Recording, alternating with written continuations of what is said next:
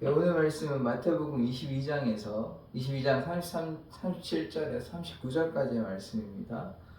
저와 여러분이 합독하도록 하겠습니다. 예수께서 가라사대 내 마음을 다하고 목숨을 다하고 뜻을 다하여 주 너의 하나님을 사랑하라 하셨으니 이것이 크고 첫째 되는 계명이요 둘째는 그와 같으니 내 이웃을 내 몸과 같이 사랑하라 하셨으니. 기도하겠습니다. 우리가 하나님을 사랑하고 이웃을 사랑하는 자 되게 하여 주시옵소서. 예수 그리스도의 이름으로 기도드립니다. 아멘. 이 오늘 말씀은 소요리 문답 42번째 시간인데요.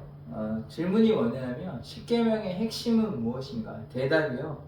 너는 마음과 뜻과 정성과 온 힘을 다해 주 너의 하나님을 사랑하고 내 이웃을 내 몸과 같이 사랑하라, 이 말인 것입니다. 그래서 오늘 십계명의 핵심에 대해서 생각해 보려고 하는데, 그 전에 우리가 지난 시간에 배웠던 말씀을 우리 다시 한번 생각해 보기를 원합니다. 율법에 세 가지 기능이 있다고 말씀을 드렸는데, 첫 번째 거울의 기능이 있습니다. 우리가 거울을 비춰서 우리의 죄를 깨닫게 되는 거울의 기능. 두 번째 통제의 기능이 있습니다.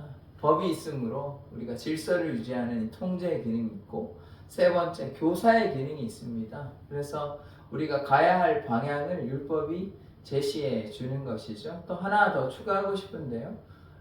계명이, 율법이 우리를 성화하게, 우리를 거룩하게 하는 성화의 과정을 인도하는 길이 되는 것입니다. 그래서 성화의 기능까지 이 네 가지의 기능이 있다. 율법이 이 네 가지 기능을 기억하셨으면 좋겠습니다. 그런데 우리가 주의해야 될 것은 그리스도의 은혜로 말미암아 구원을 받는 것이지, 그래서 율법을 다 지킨다고 해서, 계명을 지킨다고 해서 구원을 받는 것이 아닙니다.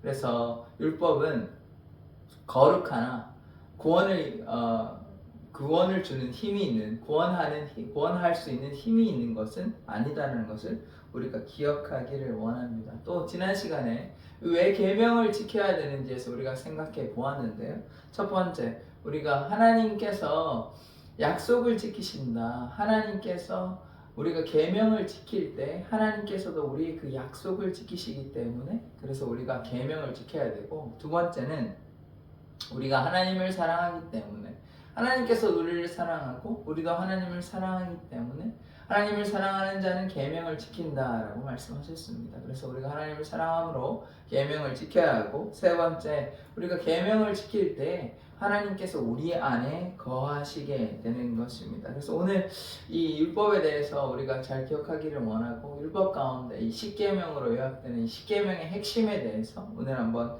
생각해 보기를 원합니다. 세 가지로 우리가 구분해서 이해할 수 있는데요. 첫 번째 우리가 십계명의 핵심이라 그러면 십자가를 생각할 수 있습니다. 첫 번째 계명부터 네 번째 계명은 하나님과 인간의 관계죠. 그래서 하나님과 인간을 연결하는 수직선이 있고, 또 인간과 인간을 연결하는 수평선이 있는 거죠. 그래서 수직선과 수평선을 연결하면 십자가. 그래서 결국은 십계명의 핵심은 십자가로 상징될 수 있다. 구원의 은혜로 이해될 수 있다는 것입니다. 두 번째, 십계명의 핵심은 또 무엇이냐 하면, 두 번째 우리가 기억해야 하는 것은 하나님 사랑과 이웃 사랑으로 우리가 이해할 수 있다는 것입니다. 첫 번째 계명부터 네 번째 계명이 하나님에 대한, 하나님을 사랑하는 것, 그 다음에 다섯 번째 계명부터 열 번째 계명까지는 이웃을 사랑하는 것이죠. 그래서 이 두 가지의 큰 계명으로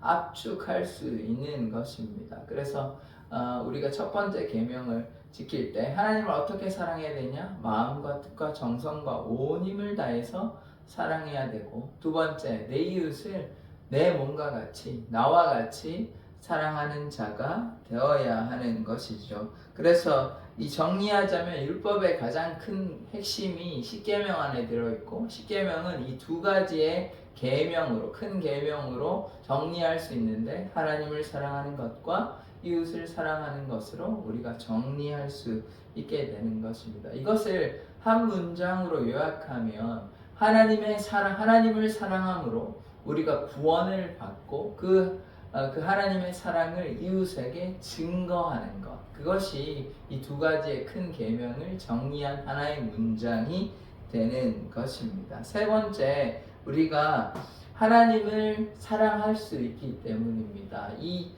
두 가지의 계명, 하나님 사랑, 이웃 사랑에 두 가지 공통된 들어갈 단어가 있는데 무엇입니까? 네, 맞습니다. 그것이 사랑이죠. 그래서 하나님은 사랑이시고 또 우리가 하나님을 사랑하기 때문에 십계명의 핵심을 간단히 요약하면, 두 글자로 요약하면 결국은 사랑인 것이죠. 십자가로 상징되며 하나님 사랑, 이웃 사랑, 결국은 사랑으로 기결되는 것이 십계명의 핵심이라고 볼 수 있는 것입니다. 창세기 1장 27절의 말씀을 보시면 하나님께서 자기 형상 곧 하나님의 형상대로 창조하시되, 하나님은 사랑이시고 하나님께서 우리를 어떻게 만드셨냐면 하나님의 형상대로, 그래서 하나님의 사랑이 우리 안에 있는 것입니다. 이 형상은 외적인 모습뿐만 아니라 하나님의 성품을 이야기하기 때문에 하나님의 그 사랑이 우리 안에 거한다는 것이죠. 남녀가 만나서 결혼을 합니다. 결혼하면 뭐 어떻게 됩니까? 그 남녀를 닮은 그 아이를 출산하게 되는 것이죠. 그래서 부모를 닮은 아이를 통해서 우리는 무엇을 깨달을 수 있습니까? 부모를 닮은 아이, 이것이 하나님의 형상을 닮은 우리의 모습인 것입니다. 그래서 오늘 이 말씀을 정리해 보자면, 십계명의 핵심은 첫 번째, 십자가의 상징으로 구원의 은혜로 우리가 이해할 수 있고, 두 번째, 이 계명을 두 계명으로 정리하면 하나님을 사랑하는 것과 이웃을 사랑하는 것, 그 다음에 세 번째, 결국은 사랑한다는 것입니다. 하나님께서 사랑이시니 우리를 사랑한다는 것이죠. 그래서 십계명을 통하여서 우리가 하나님께 나아가고 하나님의 크신 사랑을 깨닫게 되는 것입니다. 요한일서 4장 16절의 말씀을 보면 이런 말씀이 있는데요. 하나님이 우리를 사랑하시는 사랑을 우리가 알고 믿었노니 하나님은 사랑이시라. 사랑 안에 거하는 자는 하나님 안에 거하고 하나님도 그의 안에 거하시느니라. 하나님께서 사랑이시고 그래서 우리가 하나님을 알고 믿는 것입니다. 그래서 우리가 하나님이 사랑인 것을 우리가 믿고 깨달을 때 하나님께서 우리 안에 거하시고 우리도 하나님 안에 거하게 되는 것입니다. 하나님은 사랑이십니다. 하나님의 형상대로 우리는 지음을 받았습니다. 그래서 우리가 하나님을 사랑하고 이웃을 사랑하는 자 되기를 원합니다. 기도하겠습니다. 하나님, 우리가 십자가의 그 사랑을 온전히 깨닫고 또 하나님을 사랑하며 이웃을 사랑하며 그 사랑 안에 거함으로 하나님의 그 사랑이 우리 안에 충만히 나타나는 삶 되게 하여 주시옵소서. 예수 그리스도의 이름으로 기도드립니다. 아멘.